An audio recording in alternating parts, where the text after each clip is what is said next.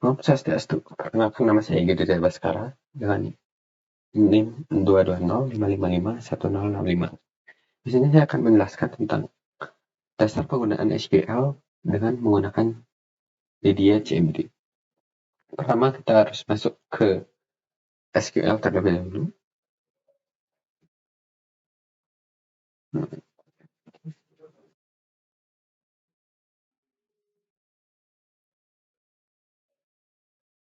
Nah, sekarang saya sudah masuk ke SQL saya.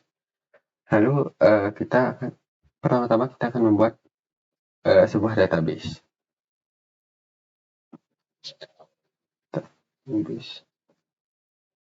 Saya akan beri nama database ini yaitu database coba.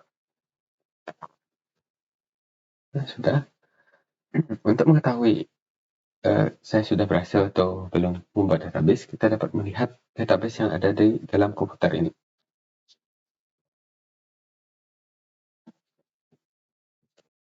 Di sini terlihat database-nya sudah ada, database coba. Nah, kita sudah bisa berarti menggunakan database yang tadi saya buat dengan menggunakan sintak use. Siapa sih nama database? Nah, sudah. Di sini sudah terlihat namanya berubah menjadi coba, yang awalnya non, sekarang berubah jadi coba. Jadi kita sudah masuk ke dalam database yang saya buat tadi. Nah, setelah masuk, saya akan membuat tabel. Create tabel. Kasih nama tabel. Ya, saya akan bernama tabel siswa. Akan berisi ID siswa, akan bertipe integer, dan juga nama akan bertipe varchar.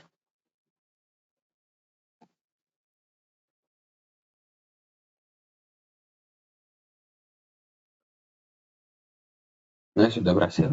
Mari kita lihat tabelnya, tabel siswa.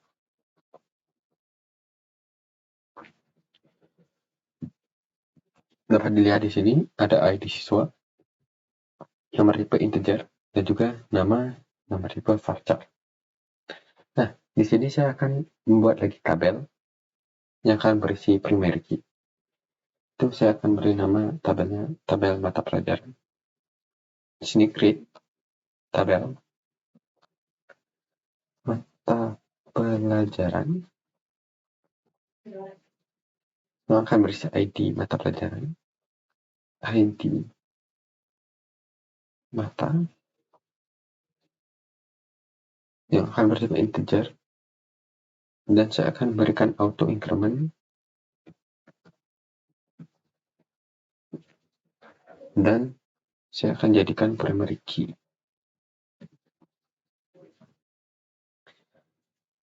Lalu ada nama mata, nama mata. Ya, saya akan sikat nama mata saja untuk nama mata pelajaran. Akan saya beri tipe data varchar.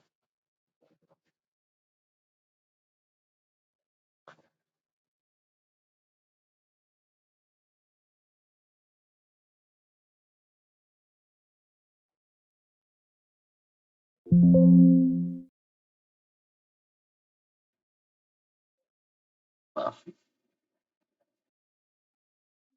Untuk untuk nama tabel tidak diperbolehkan berisi spasi. Jadi kita harus menggunakan underline saja untuk mempermudah, untuk tidak menggunakan spasi. Oke, sudah. Sini saya akan melihat tabel yang saya buat tadi, tabel mata pelajaran. Nah, di sini dapat terlihat ada dua kolom, yaitu ID mata yang saya singkat dari ID mata pelajaran, lalu ada nama mata yang saya singkat dari nama mata pelajaran. Lalu sekarang saya akan membuat tabel yang akan berisikan foreign key dan juga primary key. Nah, di sini kan tadi kan sudah ada tuh ID mata yang yang menjadi key atau menjadi primary key-nya. Nah, sekarang saya akan tarik primary key dari tabel mata pelajaran ke tabel kelas.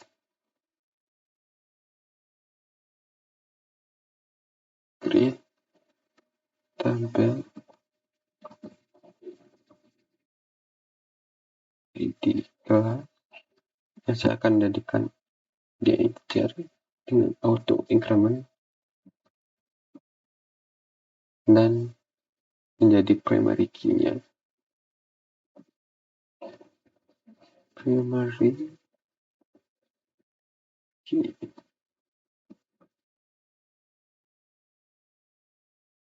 Ini saya akan juga buat kolom ID mata dengan tipe integer. Saya akan buat juga foreign key-nya. Foreign key ID mata yang bereferensi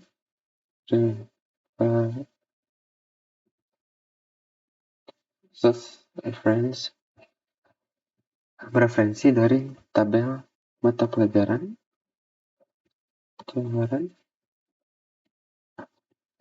dari kolom ID mata.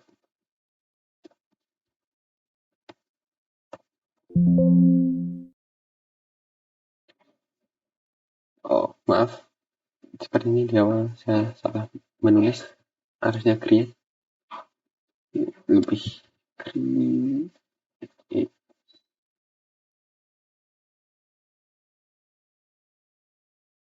Create.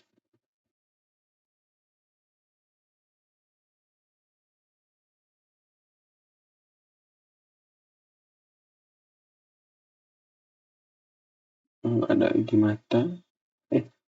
Maaf. ID mata. Lalu ada foreign key.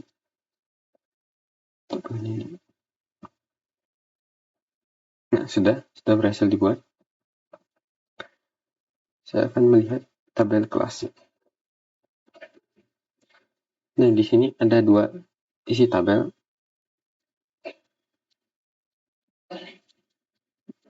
Ini ada dua isi tabel, yaitu di kelas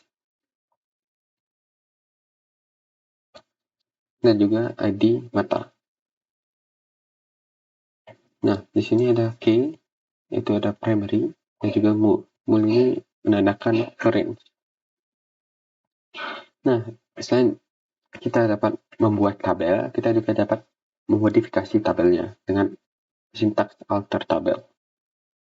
Nah, pertama saya akan memodifikasi tabel yang pertama, yaitu tabel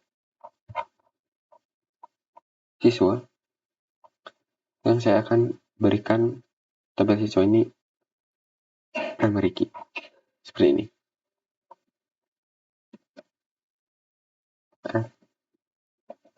Alter tabel, nama siswa, ini nama tabel.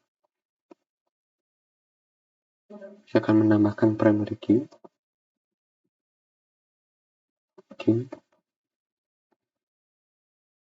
Yang saya akan jadikan primary key adalah ID siswanya.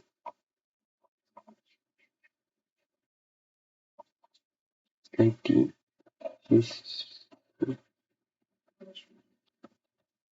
Nah, sudah. Kita lihat tes siswa. Nah, di sini sudah terlihat ID siswa sudah memiliki key sebagai primary key.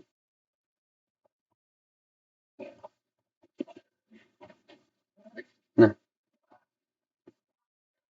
sekarang saya akan menambahkan ID siswa ini sebagai foreign key di dalam tabel kelas. Seperti ini. Alter tabel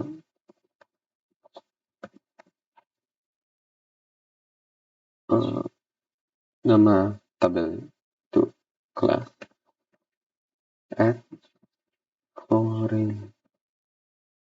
Maaf, kita harus menambahkan kolom dulu. ID siswa untuk integer, lalu foreign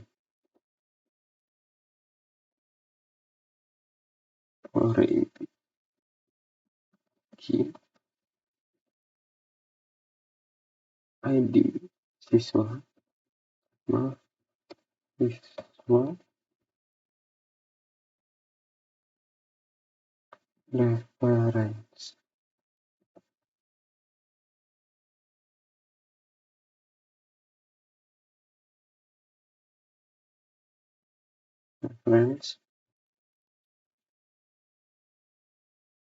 Dari tabel siswa dengan kolom ID siswa di siswa.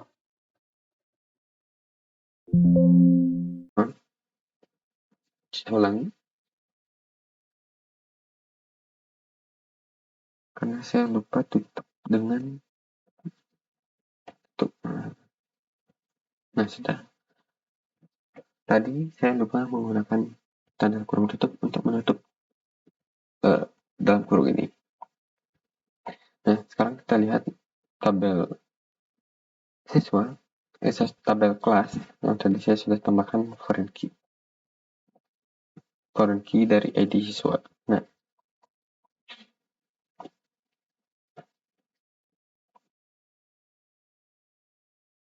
di sini sudah terlihat dalam tabel kelas ini sudah ada ID kelas primary, ID mata pelajaran, artinya foreign key, ID siswa, artinya foreign key juga. Nah, selain kita bisa menambahkan foreign key, kolom, dan juga primary key, kita juga dapat memodifikasi tipe-tipe data dalam tabel. Seperti sekarang saya akan mencoba memodifikasi tabel mata pelajaran. Seperti tabel, kasih nama tabelnya.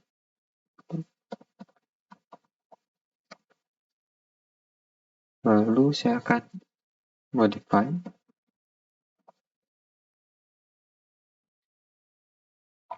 modifikasi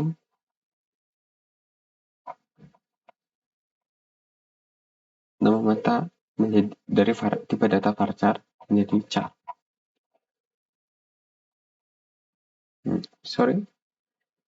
Nama mata char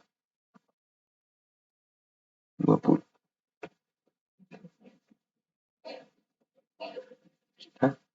Kemarin kita lihat tabel yang sudah dimodifikasi.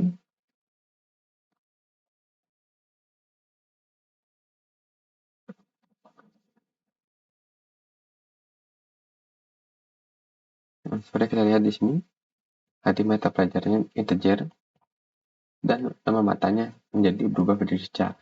Yang awalnya di sini nama mata yang dari varchar sekarang berubah menjadi char. Nah, selain memodifikasi tipe data, kita juga dapat menghapus kolom yang ada dalam tabel dengan menggunakan alter tabel ini.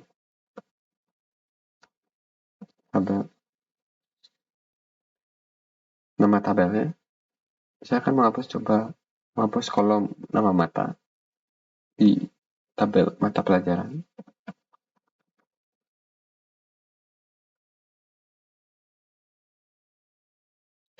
Dengan fungsi drop nama mata. Sudah.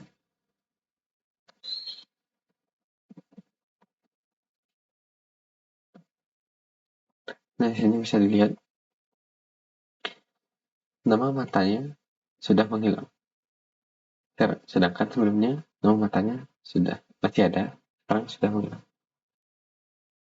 Nah, selain itu drop juga bisa digunakan untuk menghapus tabel dan juga menghapus database. Seperti ini. Saya akan coba menghapus tabel siswa.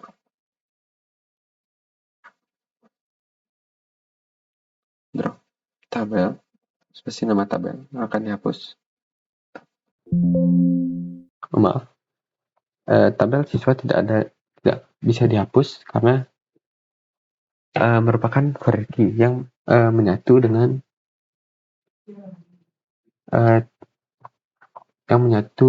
tabel kelas. Nah, coba kita menghapus tabel kelasnya. Drop tabel kelas. Nah, sudah. Sekarang jika kita melihat tabel kelasnya,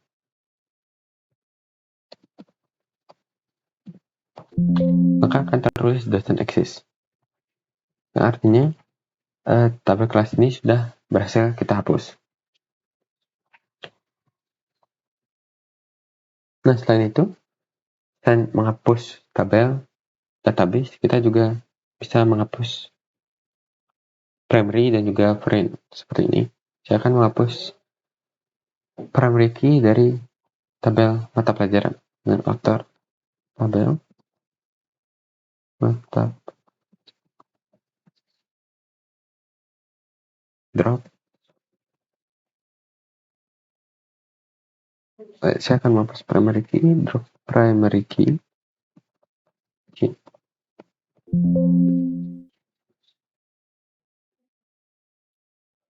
Nah, di sini tertulis kita tidak bisa menghapus primary key-nya karena dalam tabel mata pelajaran ini dia itu hanya ada satu kolom. Nah, satu tabel itu minimal harus ada satu kolom. Jika tidak ada kolom, maka tabel itu tidak akan terbuat. Nah, sekarang kita akan karena itu kita akan mencoba yang memiliki dua kolom. Nah, itu tabel siswa. Drop dengan menggunakan enter table, spasi nama tabelnya, sekan kembali di siswa, drop primary key. Ya sudah, jika kita lihat tabel siswa akan terlihat di sini primary key-nya akan menghilang di sini.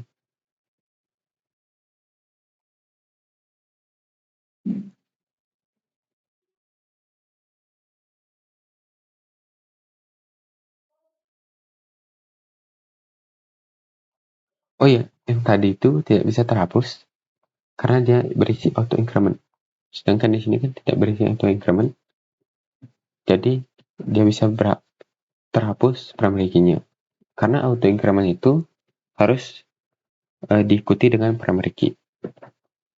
Nah, sekarang selanjutnya saya akan mencoba menghapus database yang sudah saya buat dengan drop database. Coba. Maaf, tulisannya salah. Nah, sudah. Jika kita lihat lagi database yang ada di komputer, maka database coba akan menghilang. Nah, sekian saja dari saya. Jika ada kesalahan kata, saya mohon maaf. Saya tutup dengan Paramasanti. Om Santi Santi Santi.